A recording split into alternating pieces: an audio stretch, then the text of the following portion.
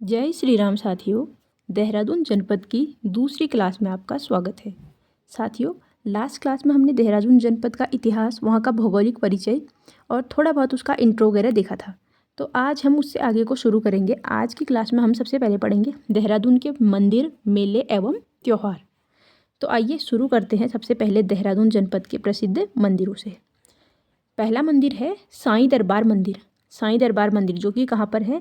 Rajpur road, Dehradun में। साईं दरबार मंदिर कहाँ पर? राजपुर रोड, देहरादून में। और गुरुद्वारा नानकसर का निर्माण 1973 में हुआ, गुरुदेव सिंह के संरक्षण में। कहाँ पर हुआ गुरुद्वारा नानकसर का निर्माण? देहरादून में। और वहाँ भी एक पर्टिकुलर प्लेस है रायपुर। रायपुर में हुआ। कब बना? 1973 में। किसके संरक्षण में? गुरुदेव सिंह के संरक्षण में। तीसरा देखिए, संतला देवी का मंदिर गढ़ी कैंट, देहरादून में है। संतला देवी मंदिर कहाँ पर है? गढ़ी कैंट, देहरादून में। अगला मंदिर है श्री प्रकाशेश्वर महादेव मंदिर। श्री प्रकाशेश्वर महादेव मंदिर ये कहाँ पर है? देहरादून के कुठाल गेट में। देहरादून के कुठाल गेट में कौन सा मंदिर है? श्री प्रकाशेश्वर महादेव मंदिर। आप मुझे क्या बता सकते हैं, जलेश्वर महादेव मंदिर कहाँ है? जलेश्वर महादेव मंदिर है आपका कर्णप्रयाग में। ठीक है, चमोली वाले में हमने किया था ये। चलिए, अगला मंदिर है तपोवन में। तपोवन मंदिर को रुद्रेश्वर शिव मंदिर भी कहा जाता है। तपोवन मंदिर को रुद्रेश्वर शिव मंदिर भी कहा जाता है, जहाँ गुरु द्रोणाचार्य ने तपस्या की थी। तो तपोवन मंदिर को क्या कहते हैं? रुद्रेश्वर शिव मंदिर। यहाँ पर गुरु द्रोणाचार्य ने तपस्या की थी। अगला मंदिर है चंद्रबदनी मंदिर। चंद्रबदनी मंदिर देहरादून के परवादून परगने में है, जहाँ गौतम ऋषि ने तपस्या की थी। चंद्रबदनी मंदिर कहाँ है? देहरादून के परवादून परगने में। यहाँ पर किसने तपस्या की थी? महर्षि गौतम। कौन महर्षि गौतम? जो माता अहिल्या के पति थे, जिन्होंने माता अहिल्या को श्राप दे दिया था, जो कि प्रभु श्री राम के चरण स्पर्श के बाद वो मुक्त हुई थी।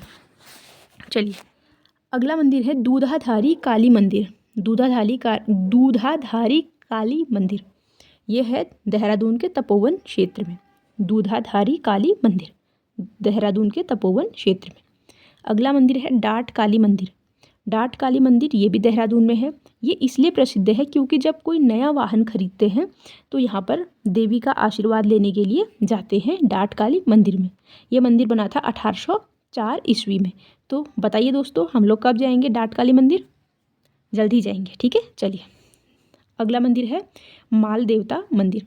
माल देवता मंदिर देहरादून में भगवान शिव के प्राचीन मंदिर का निर्माण गोरखा शासकों ने किया था। तो माल देवता मंदिर कहाँ है?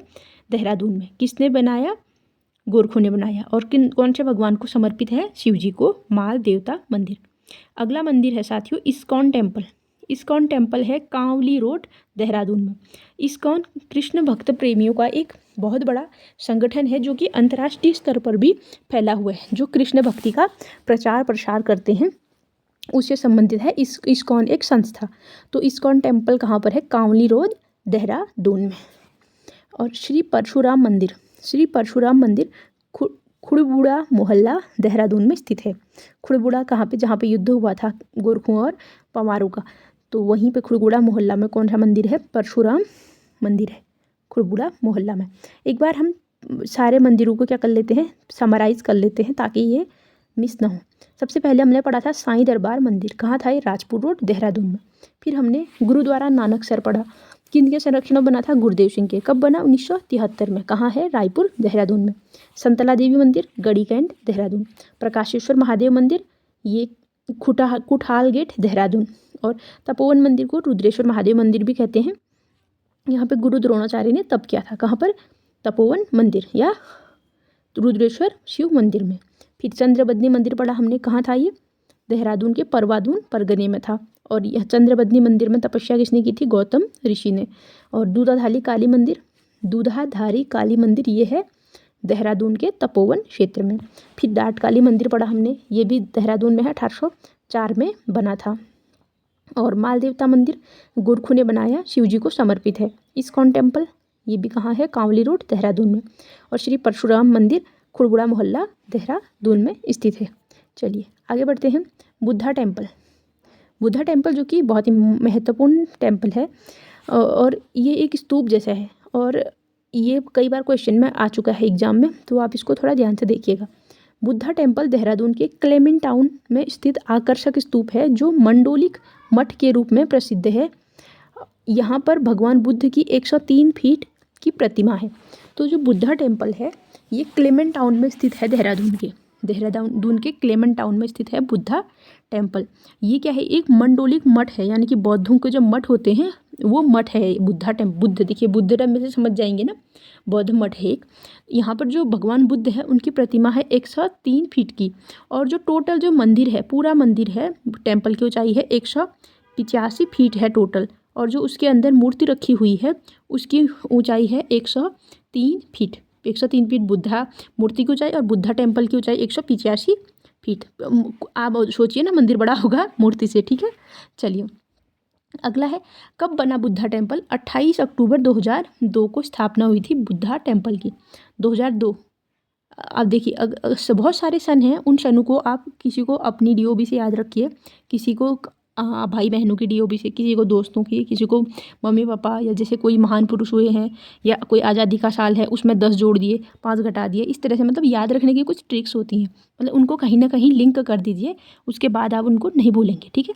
तो कब हुआ ये? 2002 में बना बुद्धा टेम्पल, 28 अक्टूबर 2002 को। और इसका उद्घाटन किसने किया? तिब्बती बौद्ध गुरु दलाई लामा ने किया। बुद्धा टेम्पल का उद्घाटन किसने किया? तिब्बती बौद्ध गुरु दलाई लामा ने। और ऊंचाई कितनी है बुद्धा टेम्पल की? 185 फीट। और जो मूर्ति है उसकी कितनी थी? 103 फीट। और जो कि 5 मंजिला बौद्ध स्तूप मंदिर है। कितने मंजिला है बुद्धा टेम्पल? 5 मंजिला है, ठीक है। इसमें कुछ ज़्यादा नहीं था, इतना ही था। चलिए याद कर लीजिए। अब हम आते हैं देहरादून के प्रमुख त्यौहार और मेले में। देखिए मात्र 6 मिनट की वीडियो में हमने सारे मंदिर कवर कर लिए। अब त्यौहार और मेले में भी आ जाते हैं, ठीक है। और साथ में याद करना, जो याद नहीं है उनको लिख भी लीजिए रफ में। चलिए, टपकेश्वर देवधारा नदी के किनारे गुफा में स्थित शिव मंदिर है। टपकेश्वर महादेव मंदिर में शिवरात्रि के दिन मेला लगता है। देखिए टपकेश्वर महादेव मंदिर किसका है? अच्छा, महादेव मंदिर बोल दिया हमने तो इसका मतलब शिव जी का है। तो यहाँ पर क्या लगता है? शिवरात्रि के दिन मेला लगता है टपकेश्वर महादेव मंदिर में। और कौन सी नदी के किनारे है? देवधारा नदी के किनारे गुफा में स्थित है, ठीक है। गुफा में स्थित है और देवधारा नदी के किनारे है। देखिए नदी याद कर लेना क्योंकि नदी जरूरी है। टपकेश्वर महादेव मंदिर की कौन सी नदी के किनारे है? देवधारा नदी के किनारे है। अगला देखिए, श्रावण माह में नुणाई मेला जौनसार क्षेत्र में भेड़ पालकों के नाम से मनाया जाता है, ठीक है। तो नुणाई मेला कब लगता है? श्रावण माह में। और कहाँ पर? जौनसार क्षेत्र में भेड़ बकरियों के पालने वालों का नुणाई मेला, भेड़ बकरी पालक, जौनसार क्षेत्र, सावन माह नुणाई मेला, भेड़ बकरी पालक, जौनसार क्षेत्र, ठीक है। चलिए अगला मेला है बिस्सू मेला इंपॉर्टेंट एग्जाम में आ चुका है। नुणाई भी आ चुका है, ठीक है। नुणाई किसका था? भेड़ पालकों का था ना, तो ये आ रखा है। तो जो बिस्सू मेला है ये उत्तरकाशी के भूटाणु, टिकोची, किरोली गांव के अतिरिक्त चकराता तहसील के जौनसार बाबर में हर्षोल्लास के साथ मनाया जाता है। तो बिस्सू मेला कहाँ पे मनाते हैं? एक तो जो उत्तरकाशी के भूटाणु, टिकोची, किरोली गाँव थे, उत्तरकाशी के भूटाणु, टिकोची और किरोली गाँव, और देहरादून के चकराता तहसील के जौनसार बाबर क्षेत्र में मनाया जाता है बिस्सू मेला। चलिए अब जखोली मेला क्या है? जौनसार क्षेत्र में लगता है। जखोली मेला कहाँ लगता है? जौनसार क्षेत्र में। और एक है जाख मेला, ठीक है। जाख मेला, जखोली और जाख में अंतर है साथियों। जाख मेला रुद्रप्रयाग में लगता है और जाख मेले में जो जलते अंगारे होते हैं उनमें नृत्य करना होता है। जाख मेले में ये लगता है रुद्रप्रयाग में, और जखोली मेला जौनसार क्षेत्र में, ठीक है। अगला मेला है गनियात मेला लगता है देहरादून के जौनसार बाबर क्षेत्र में। कहाँ पे? देहरादून के जौनसार बाबर क्षेत्र में लगता है गनियात मेला। अगला मेला है खंगला मेला और झंडा मेला तो पता है आपको कहाँ पे लगता है? देहरादून में गुरु रामराय जी के जो गुरुद्वारा है उसमें लगता है झंडा मेला। और खंगला मेला भी कहाँ लगता है? ये भी देहरादून में लगता है। खंगला मेला, झंडा मेला दोनों कहाँ पे? देहरादून में। अगला मेला है शहीद वीर केसरी चंद मेला। शहीद वीर केसरी चंद मेला ये इनके बलिदान दिवस पर 3 मई को चौलीथात में देहरादून में लगता है, ठीक है। 3 मई को लगता है चौलीथात देहरादून में। किनकी याद में? शहीद वीर केसरी चंद जी की याद में। अगला है गोगा की जात्रा जौनसार भाबर में विश्वत संक्रांति के अवसर पर होती है। जौनसार भाबर क्षेत्र में कब होती है? विश्वत संक्रांति के अवसर पर होती है गोगा की जात्रा। गोगा की यात्रा कहाँ होती है? जौनसार बाबर क्षेत्र में विश्वत संक्रांति के अवसर पर होती है। ठीक है, चलिए अगला है श्री गुरु राम राय दरबार साहिब। श्री गुरु राम दरबार साहिब ये कहाँ पर है? देहरादून के धामवाला में। देहरादून के धामवाला में मुगल शैली में झंडा दरबार की स्थापना की गई।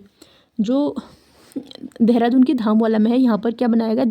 एक गुरुद्वारा बनाया गया। हमने कल भी पढ़ा था, मुगल शैली में बनाया गया झंडा दरबार। ठीक है, झंडा दरबार, और जो कि गुरुद्वारा है। ठीक है, कब बना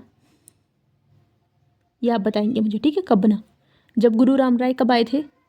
ये एक चीज़ बताती हूँ, एक चीज़ नहीं बताऊँगी। 1876 में आए थे, जब फतेह शाह ने इनको किसने? फतेह शाह ने इनको 3 गांव दान में दिए थे, और राजपुर, चामाशारी, खुड़बुड़ा दिए थे ना। और नहीं, फतेह शाह ने 4 गांव दिए थे। गुरु राम राय को 3 गांव दिए थे, फतेहपुर, राजपुर, चामाशारी। किसने दिए थे ये भी आप बताएंगे। ठीक है, चलिए अब इसको देखिए। झंडा दरबार गुरुद्वारा। झंडा दरबार गुरुद्वारा का निर्माण कब हुआ? 1707 ईस्वी में गुरु राम राय की पत्नी पंजाब कौर ने पूर्ण कराया। झंडा दरबार गुरुद्वारा का निर्माण 1707 में गुरु राम राय की पत्नी किसने पूर्ण कराया? पंजाब कौर ने पूर्ण कराया। 1707 याद है, कौन मरा था तब? औरंगजेब की मृत्यु हुई थी 1707 में। तो यहाँ पर पंजाब कौर यानी कि गुरु राम राय की पत्नी ने झंडा दरबार गुरुद्वारा का निर्माण कराया था। ठीक है, अगला है गुरु राम राय के जन्म दिवस एवं देहरादून में आगमन पर देहरादून में झंडा मेला लगता है, जो 15 दिनों तक चलता है। यानी कि जब गुरु राम राय का जन्म दिवस मनाते हैं तो उनके, और जब वो देहरादून आए थे तो इस खुशी के अवसर पर यहाँ पर झंडा मेला लगता है। और झंडा मेला कितने दिन का होता है? 15 दिन का। अभी हमने झंडा मेला के साथ एक मेला बोला था, याद है आपको? खंगला मेला। खंगला मेला ये कहाँ था? देहरादून में। और जखोली मेला ये जौनसार क्षेत्र में था। ठीक है, अगला देखिए, ये क्वेश्चन एग्जाम में आ चुका है। ठीक है, इसको ध्यान दीजिएगा। श्री गुरु राम राय एजुकेशन मिशन। गुरु राम राय एजुकेशन मिशन की स्थापना कब हुई? 1952 में। ठीक है, आज़ादी के बाद 1952 में गुरु राम राय एजुकेशन मिशन की स्थापना हुई, एजुकेशन शिक्षा के लिए। और किसने की? श्री महंत इंद्रेश चरण दास जी द्वारा की गई। श्री महंत इंद्रेश चरण दास जी द्वारा, ये याद कीजिएगा। किसने की करके एग्जाम में क्वेश्चन आया था। गुरु राम राय एजुकेशन मिशन की स्थापना किसने की? श्री महंत इंद्रेश चरण दास जी द्वारा। कब की? 1952 में। तो कभी भी आ सकता है। अच्छा बताओ, झंडा दरबार गुरुद्वारा का निर्माण कब कराया माता पंजाब कौर ने? 1707 में। और गुरु राम राय का जो झंडा दरबार गुरुद्वारा है कौन सी शैली में बना है? मुगल शैली में। ठीक है, गोगा की यात्रा कहाँ लगती है? जौनसार भाबर में। कब? विश्वत संक्रांति के अवसर पर। अच्छा, टपकेश्वर मेला कौन सी नदी के, सॉरी टपकेश्वर महादेव मंदिर कौन सी नदी के किनारे है? देवधारा नदी के। भूल गए थे क्या? कौन सी नदी के? देवधारा नदी की। और नुणाई मेला कौन से महीने लगता है? सावन के महीने में। और कहाँ पे? जौनसार क्षेत्र में भेड़ बकरियों का मेला है नुणाई मेला। और बिच्छू मेला कहाँ पे था? एक तो चक्राता में था, जौनसार क्षेत्र में, चक्राता तहसील के। और दूसरा उत्तरकाशी के 3 गांव थे, कुछ याद है? भुटाणु, टिकोची, किरोली। कौन कौन से थे? भुटाणु, टिकोची और किरोली। और इस्कॉन टेम्पल किधर था? कांवली रोड, देहरादून। और माल देवता का मंदिर कौन से भगवान का था? शिव जी का। किसने बनाया? गोरखों ने। और डाट काली मंदिर कब बना? 1804 में। कब बना डाट काली मंदिर? 1804 में। और दूधाधारी काली मंदिर कहाँ है? देहरादून के तपोवन में। और चंद्रवदनी मंदिर में किसने तपस्या की थी? गौतम ऋषि ने। कहाँ है ये? परवादून परगने में। और श्री प्रकाशेश्वर महादेव मंदिर याद है? ये कहाँ पे है? कुठाल गेट में है, देहरादून के। और शंतला देवी मंदिर गढ़ी कैंट, देहरादून। शंतला देवी मंदिर गढ़ी कैंट, देहरादून। और साईं दरबार मंदिर भी है कहाँ पे? देहरादून में। अच्छा मेरे को बताओ, बुद्धा टेम्पल कब बना? सन याद है क्या? 2002 में बना, 28 अक्टूबर, अगर याद हो सकता है तो। ठीक है, 28 अक्टूबर 2002 को। और जो बुद्धा टेम्पल है इसकी हाइट कितनी थी? 185 फीट। और उसके अंदर जो बुद्धा की मूर्ति है वो कितने की थी? 103 फीट की। और उद्घाटन किसने किया बुद्धा टेम्पल का? दलाई लामा ने। ठीक है, चलिए तो ये मंदिर और त्यौहार मेले हो गए। ठीक है, अब हम देहरादून जनपद के क्या देखेंगे? पर्यटक स्थल देखेंगे। ठीक है, अच्छा मैं पुराने क्वेश्चन भी पूछ सकती हूँ आपसे देहरादून के। बताओ देहरादून नगर पालिका कब बनी? नगर पालिका 1867 में। मैंने एक चीज़ और बताई थी, 1867 में क्या स्थापना हुई थी? प्रार्थना सभा की। आत्माराम पांडुरंग ने कब की, कहाँ की थी? बम्बई में, 1867 में। और नगर पालिका तो 1867, और नगर निगम कब बना देहरादून? 1998 में। कब? 9 दिसंबर 1998 को। और सबसे पुरानी नगर पालिका कौन सी है राज्य की? मसूरी नगर पालिका। कब बनी? 1842 में। ठीक है। और एक ताल पढ़ा था हमने कल, वो था राजाजी राष्ट्रीय उद्यान क्षेत्र के बीच में था। राजाजी नेशनल पार्क है जो 3 राज्यों में फैला है, PHD यानी कि पौड़ी, हरिद्वार, देहरादून। तो देहरादून क्षेत्र में स्थित है एक ताल जो कि राजाजी राष्ट्रीय उद्यान के क्षेत्र के मध्य में पड़ता है। कौन सा ताल था वो याद है? कांसरो ताल। कौन सा ताल था? कांसरो ताल। और जो राज्य में वन्यजीव संरक्षण बोर्ड का गठन हुआ है वो वन्यजीव संरक्षण अधिनियम 1972 की कौन सी धारा के तहत हुआ है? धारा 6 के तहत। वन्यजीव संरक्षण अधिनियम 1972 की धारा 6 के तहत वन्यजीव संरक्षण बोर्ड का गठन हुआ है। और बताइए आप, आसन बैराज कब बनाया गया? 1967 में। महीना याद करते हो तो जून 1967 में। और आसन बैराज को ढालीपुर झील या आसन जलाशय भी कहते हैं। क्यों प्रसिद्ध है ये? प्रवासी पक्षियों के लिए, जो साइबेरियन पक्षी शहीद होते हैं इनके लिए प्रसिद्ध है आसन बैराज। अच्छा चलो, इतना हो गया फिर। अच्छा एक चीज़ बताओ, देहरादून को गढ़वाल मंडल में कब डाला? 1975 में। ठीक है। चलिए अब हम पढ़ते हैं क्या जी, देहरादून के कुछ पर्यटक स्थल। ठीक है। सबसे पहले आ जाओ गुच्चू पानी। कहाँ जाते पहले? गुच्चू पानी। गुच्चू पानी देहरादून में स्थित एक पर्यटक स्थल है जहाँ यहाँ की रोवर्स केव गुच्चू पानी के नाम से प्रसिद्ध है। इन्हें डाकुओं की गुफा भी कहा जाता है। रोवर्स केव या डाकुओं की गुफा कहा जाता है गुच्चू पानी। गुच्चू पानी कहाँ है? देहरादून में। PYQ है, ठीक है, याद कर लेना। भागीरथी रिजॉर्ट्स कहाँ है? देहरादून के सेलाकुई में पिकनिक स्पॉट है। भागीरथी रिजॉर्ट्स कहाँ है? देहरादून के सेलाकुई में पिकनिक स्पॉट है। अगला देखिए, fun valley. Fun valley Haridwar मार्ग पर स्थित रोमांचकारी खेलों का आकर्षण केंद्र है। फन वैली कहाँ है? हरिद्वार मार्ग में रोमांचकारी खेलों के लिए प्रसिद्ध है फन वैली। ठीक है। फन वैली क्यों प्रसिद्ध है? हरिद्वार मार्ग में रोमांचकारी खेलों के लिए प्रसिद्ध है। अच्छा, अब एक इम्पॉर्टेंट फैक्ट है, हैप्पी वैली। हमने कल भी पढ़ा था। हैप्पी वैली कहाँ थी? देहरादून में है करके पढ़ा ना हमने, कहीं पे तो पढ़ा था। ठीक है। अच्छा, अब इसके बारे में डिटेल में पढ़िए। जब चीन ने क्या किया, तिब्बत को अपने अधिकार क्षेत्र में ले लिया, तो वहाँ से जो लोग भाग गए थे, बौद्ध धर्म, जो बौद्ध लोग थे वो भाग के कहाँ आए? उत्तराखंड में आ गए। और देहरादून में उन्होंने बसा लिया खुद को। तो वहाँ पर जो दलाई लामा थे, तिब्बत से आकर यहाँ पर उन्होंने अपनी सरकार बनाई। और कुछ समय बाद दलाई लामा ने अपनी सरकार को हिमाचल प्रदेश, धर्मशाला याद है? धर्मशाला हिमाचल प्रदेश का, वहाँ स्थानांतरित कर दिया। इसीलिए इस स्थल पर कई हजार तिब्बती लोग निवास हेतु इस स्थल पर रुक गए। तो इसको क्या बोलते हैं? Happy valley. ठीक है।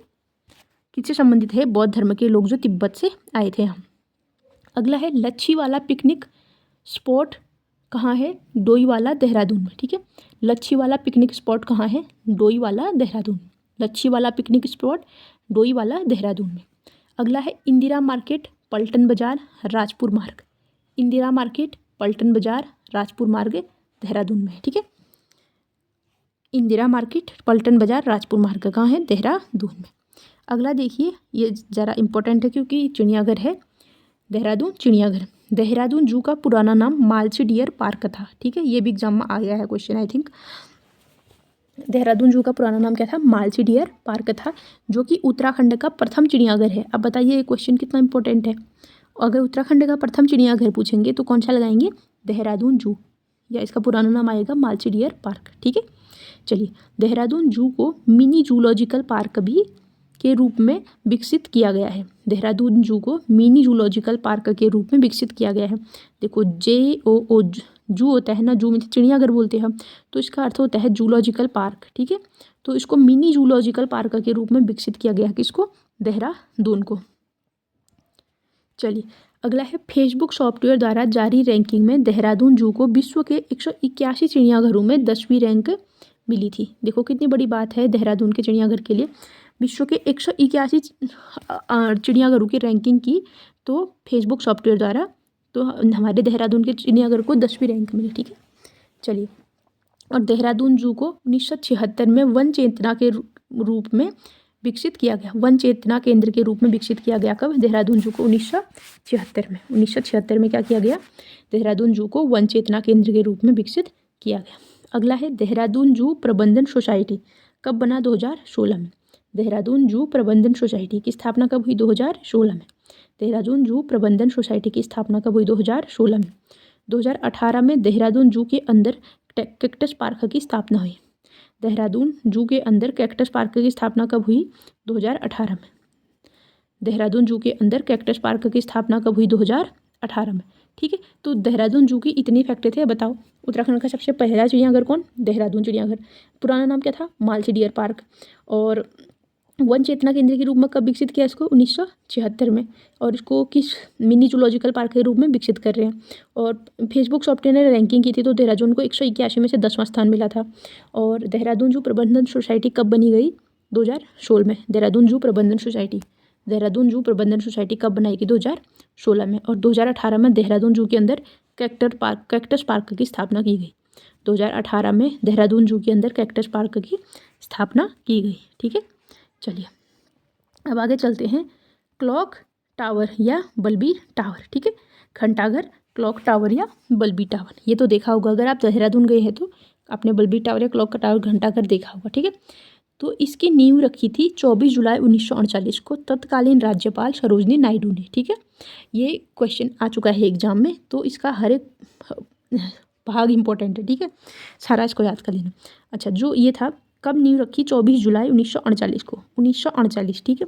कब रखी? तब संयुक्त प्रांत था क्योंकि उत्तराखंड तो था नहीं, तो नींव किसने रखी? तब राज्यपाल थी सरोजनी नायडू, उन्होंने रखी।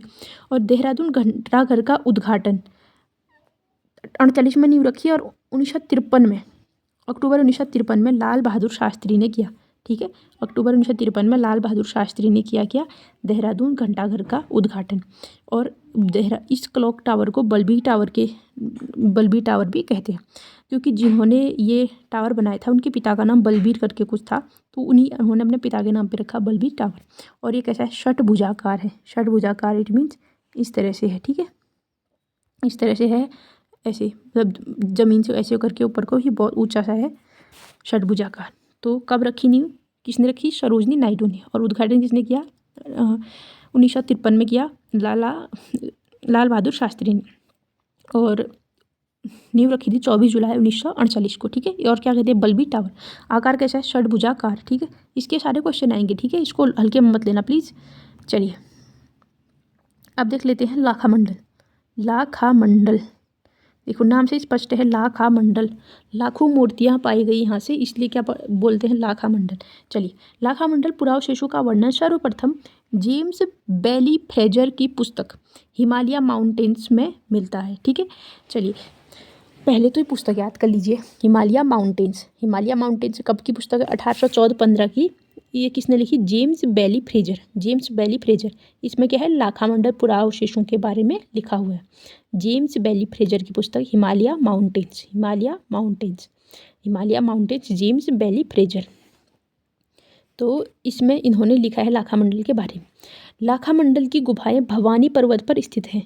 लाखा मंडल की गुफाएं कहाँ पे स्थित हैं? भवानी पर्वत पर। और अभी हमने टपकेश्वर पढ़ा था, कहाँ पे था ये गुफा? देवधारा नदी के किनारे थे। ठीक है, लाखा मंडल की गुफाएं किस पे हैं? भवानी पर्वत पर स्थित हैं। लाखा मंडल देहरादून के जौनसार क्षेत्र में यमुना एवं रिखनाड़ नदी के संगम पर स्थित है।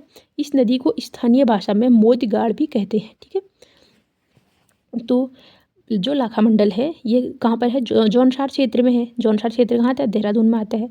तो वहाँ पर यमुना और रिखनाड़ नदी के संगम पर है। यमुना और रिखनाड़ के संगम पर है लाखा मंडल। कौन से पर्वत पे? भवानी पर्वत पे। और इसको स्थानीय भाषा में क्या कहते हैं? इस नदी को मोघगाड़। क्या कहते हैं? मोदगाड़। ठीक है, चलिए अगला देखिए। लाखा मंडल महाभारत काल में बने लाक्षागृह से संबंधित था। यहाँ मूर्तियों का भंडार मिलता है। ठीक है, जो लाखा मंडल है ये महाभारत काल में बने लाक्षागृह से संबंधित था, जो कि यहाँ पे क्या मिलता है? मूर्तियों का भंडार मिलता है। ठीक है, लाखा मंडल में उत्तराखंड शैली का बना हुआ एक प्राचीन शिव मंदिर है।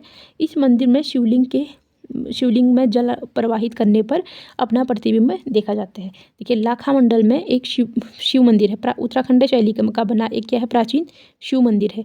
और शिव मंदिर में क्या है, शिवलिंग होगा। शिव मंदिर में क्या है, शिवलिंग होगा।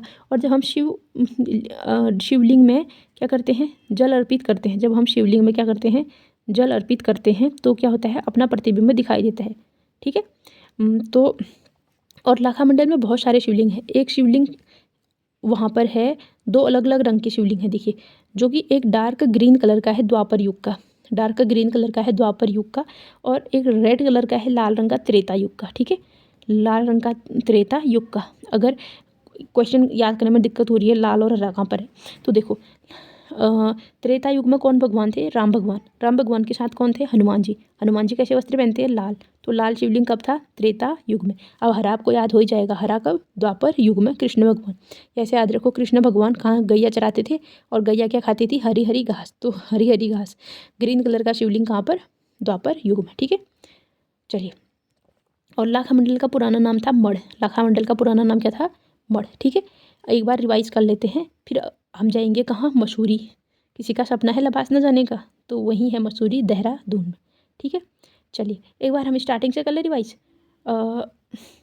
स्टार्टिंग से, इट मीन्स स्टार्टिंग से। ठीक है, देहरादून का प्राचीन नाम क्या था, द्रोणनगर था। और पांडवों के गुरु द्रोणाचार्य ने यहाँ पे तपोभूमि बनाई थी, इसलिए क्या नाम पड़ा, देहरादून नाम, देहरादून पड़ा। और कोई कोई कहते हैं जब गुरु राम राय ने यहाँ पे डेरा डाला, इस कारण पहले डेराडून बोलते थे, डेराडून से डेराडून डेराडून डेराडून, फिर देहरादून हो गया। ठीक है, चलिए। और प्राचीन नाम इसका पृथ्वीपुर भी बताया जाता है। और यहाँ पर गुरु राम राय ने मुगल शैली में गुरुद्वारा बनाया था, कहाँ पर, ये झंडा दरबार में। ठीक है, झंडा दरबार गुरुद्वारा गुरु राम राय ने बनाया था मुगल शैली में। और गुरु राम राय किसके काल में आए थे, फतेह शाह के काल में आए थे। उन्होंने 3 गांव दिए थे, कौन कौन, खुड़बुड़ा, राजपूत, चामाशारी। ठीक है, ये हम अभी बात भी कर रहे थे थोड़ी देर पहले। और 1635 में फिर क्या हुआ, 3 गांव दिए थे। ठीक है, मैं 4 तो नहीं बोल दिया। और 1635 में शाहजहाँ के सेनापति नवाजत खान ने दून घाटी पर आक्रमण किया। संरक्षिका कौन थी, कर्णावती ने इनके नकवा कटवा के भेज दिया। और रोहिला सरदार नजीबुद्दौला ने दून घाटी में आक्रमण कब किया था, 1757 में। 1770 तक इसी नजीबुद्दौला ने राज किया था। और फिर प्रद्युमन शाह के मंत्री थे रामी व धरणी। इन्होंने दून के क्षेत्र को व्यवस्थित करने का प्रयास किया, लेकिन जो रामी और धरणी मंत्री थे प्रद्युमन शाह के, इनको पराक्रम शाह मरवा देता है। फिर गुलाम कादिर खान ने कब आक्रमण किया देहरादून में, 1785 में आक्रमण किया, और उमेद सिंह को दून का गवर्नर बना दिया। फिर बाद में प्रद्युमन शाह ने अपनी बेटी का विवाह कर दिया उमेद सिंह से, और उसको देहरादून का स्थायी शासक भी नियुक्त कर दिया। फिर खुड़बुड़ा का युद्ध होता है 14 मई 1804 को, जिसमें प्रद्युमन शाह वीरगति को प्राप्त हो जाते हैं, और फिर गोरखों का शासन आ जाता है। फिर 1814 तक गोरखों का शासन रहता है। 1814 में युद्ध होता है, कहाँ पर, देहरादून में युद्ध होता है, नाला पानी का युद्ध।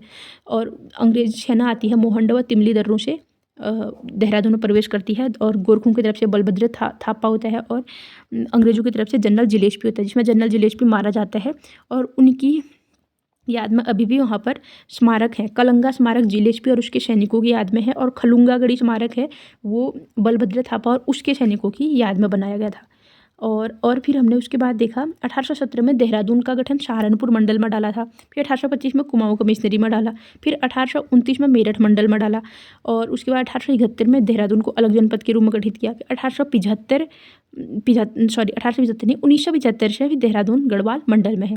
देहरादून नगर निगम कब बना, 1998 में, 9 दिसंबर 1998 में। और देहरादून नगर पालिका 1867 में। और देहरादून को लीची नगर और बननगर भी कहते हैं। और भौगोलिक स्थिति क्या थी, देहरादून शिवालिक और मध्य हिमालय के बीच, शिवालिक और मध्य हिमालय या शिवालिक के बीच दून घाटी में बसा है। और इसका एक भाग दून घाटी और दूसरा भाग कौन सा है, जौनसार भाबर क्षेत्र है। देहरादून सबसे पश्चिमी जिला है, बताई है। 2 राज्यों से सीमा साझा करता है, किस किस से, उत्तर प्रदेश और हिमाचल प्रदेश से। और 4 जिलों से सीमा साझा करता है, किस किस से, हरिद्वार, उत्तरकाशी, टिहरी, पौड़ी। हरिद्वार, उत्तरकाशी, टिहरी, पौड़ी। देहरादून क्या है, हमारे अस्थायी राजधानी है। और देहरादून हिमाचल के सिरमौर और शिमला जिलों से सीमा साझा करता है, और उत्तर प्रदेश के सहारनपुर से सीमा साझा करता है। और राज्य का सबसे बड़ा दून कौन सा है, देहरादून है, 75 किलोमीटर लंबा है। ठीक है, और यहाँ पर जो भूस्खलन की घटनाएं होती हैं कहाँ से होती हैं, लघु हिमालय से होती हैं। और इसकी जलवायु कैसी थी, समशीतोष्ण है। ठीक है, और जल्दी जल्दी देखो, आसन बैराज बोला हमने, कब बना, जून 1967 में बना। ये प्रवासी पक्षियों के लिए, साइबेरियन, इन सब के लिए अच्छा है। इसको क्या बोलते हैं, ढालीपुर झील या आसन जलाशय बोलते हैं। और देहरादून को वन नगर कहते हैं। यहाँ पे मानसूनी वन पाई जाती है। अच्छा, मानसूनी वन किस हाइट तक थे याद है, 1500 मीटर की ऊंचाई तक, ठीक है। और देखिए, हाँ, और कांसरो ताल तो मैंने बोला अभी थोड़ी देर पहले, राजाजी राष्ट्रीय उद्यान के क्षेत्र के मध्य में है, रायवाला के समीप। चंद्रबाड़ी ताल देहरादून में, गौतम कुंड चंद्रबनी देहरादून में। अच्छा, गौतम ऋषि ने तपस्या की थी, कहाँ पर की थी, याद है, चंद्रबदनी मंदिर में की थी ना, चंद्रबदनी मंदिर में। ये कहाँ पर था, परवादून परगने में था। चंद्रबदनी मंदिर देहरादून के परवादून परगने में, जहाँ पे गौतम ऋषि ने तपस्या की थी। तो जो गौतम कुंड है वो भी वहीं है, चंद्रबनी देहरादून में, ठीक है। चंद्रबनी आएगा तो गौतम ऋषि याद कर लेना। और टाइगर फॉल, मोईगाड़, किमौना सारे चक्राता में। Tiger, Moigad, Kimauna Fall. Tiger, Moigad, Kimauna Fall कहाँ पे है, चक्राता में। शिखर फॉल देहरादून के राजपुर में। मैसी मसूरी, मैसी प्रपात मसूरी में। पटना जलप्रपात पौड़ी के ऋषिकेश में। नीरगड्डू झरना टिहरी के ऋषिकेश में। पटना जलप्रपात पौड़ी के ऋषिकेश में, नीरगड्डू झरना टिहरी के ऋषिकेश में। गरुड़ चट्टी प्रपात नीलकंठ पौड़ी मार्ग में, और फूलचट्टी झरना ऋषिकेश में, ठीक है। ये सब था। फिर हमने कुछ वो मंदिर देखे, साईं बाबा दरबार देखा, और गुरुदेव सिंह के संरक्षण में बना गुरुद्वारा नानकसर का निर्माण देखा, 1973 में हुआ। गुरुद्वारा नानकसर का निर्माण 1973 में गुरुदेव सिंह के संरक्षण में हुआ। संतला देवी मंदिर गढ़ी कैंट देहरादून। प्रकाशेश्वर महादेव मंदिर, तपोवन मंदिर, रुद्रेश्वर शिव मंदिर, द्रोणाचार्य जी ने तप किया था। चंद्रबदनी मंदिर परवादून परगने में, और गौतम कुंड भी यहीं। दूधाधारी काली मंदिर, डाट काली मंदिर, बाल देवता, इस्कॉन टेम्पल, परशुराम मंदिर। फिर बुद्धा टेम्पल देखा हमने, 2002 में स्थापित हुआ था। और उसके बाद हमने टपकेश्वर मंदिर देखा, देवधारा नदी के किनारे। और नुणाई मेला कहाँ लगता है, जौनसार क्षेत्र में लगता है, भेड़ बकरियों पालन का, और सावन के महीने में। बिस्सू मेला उत्तरकाशी के कुछ क्षेत्रों में और जौनसार क्षेत्र में। जखोली मेला जौनसार में था, और जाख मेला रुद्रप्रयाग में। गनियात मेला देहरादून में। खंगला व झंडा मेला देहरादून में। शहीद वीर केसरी चंद मेला 3 मई को चौलीथात में। गोगा की यात्रा विश्व संक्रांति के अवसर पर होती है। और श्री गुरु रामराय साहिब, ये मुगल शैली झंडा दरबार में यहाँ पे क्या क्या था, यहाँ पे इन्होंने गुरुद्वारा बनाया था, ठीक है। और हाँ, ये क्वेश्चन इंपॉर्टेंट था एक, गुरु रामराय एजुकेशन मिशन किसने बनाया, श्री महंत इंद्रेश चरण दास जी ने 1952 में। और गुरचू पानी बताई है आपको, रोबर्ट्स केव कहते हैं। और फन वैली, हैप्पी वैली बताई है आपको। और इंदिरा मार्केट, पलटन बाजार, राजपुर मार्ग, सारे यहाँ हो गए। और राज्य का पहला चिड़ियाघर देहरादून जू या मालचिड़ियर पार्क बोलो। और देहरादून जू प्रबंधन सोसाइटी कब बनी, 2016 में। देहरादून जू के अंदर कैक्टस पार्क कब बनाया, 2018 में। और फिर हमने घंटाघर देखा, 24 जुलाई 1939 को। किसने, तत्कालीन राज्यपाल सरोजनी नायडू ने। 1953 में उद्घाटन लाल बहादुर शास्त्री। षटभुजा कार है, बल्बी टावर भी कहते हैं। फिर लाखा मंडल के बारे में कौन सी पुस्तक में वर्णन था, द हिमालय माउंटेन्स, किसकी थी, जेम्स बैली फ्रेजर की। The Himalaya mountains, James Baillie Fraser. इलाका मंडल कौन से पर्वत पे है, भवानी पर्वत पे, यमुना और रिखवाड़ के संगम पे। और इसको मोदगाड़ भी कहते हैं। यहाँ पर लाक्षागृह से संबंधित है महाभारत काल के। और यहाँ पे मूर्तियों का भंडार मिलता है, कहाँ पे, लाखा मंडल में। और उत्तराखंड शैली में बना शिव जी का मंदिर है, जिसमें अपना प्रतिबिंब दिखाया जाता है। और हरे रंग का शिवलिंग कब का था, द्वापर युग का। त्रेता युग में कौन सा शिवलिंग था, लाल रंग का शिवलिंग, ठीक है। और लाखा मंडल का पुराना नाम क्या है, मढ़। तो चलिए साथियों, सेकंड पार्ट को हम इतना ही रखते हैं। नेक्स्ट क्लास को हम थर्ड पार्ट में कवर करेंगे, ठीक है। चलिए, जय श्री राम।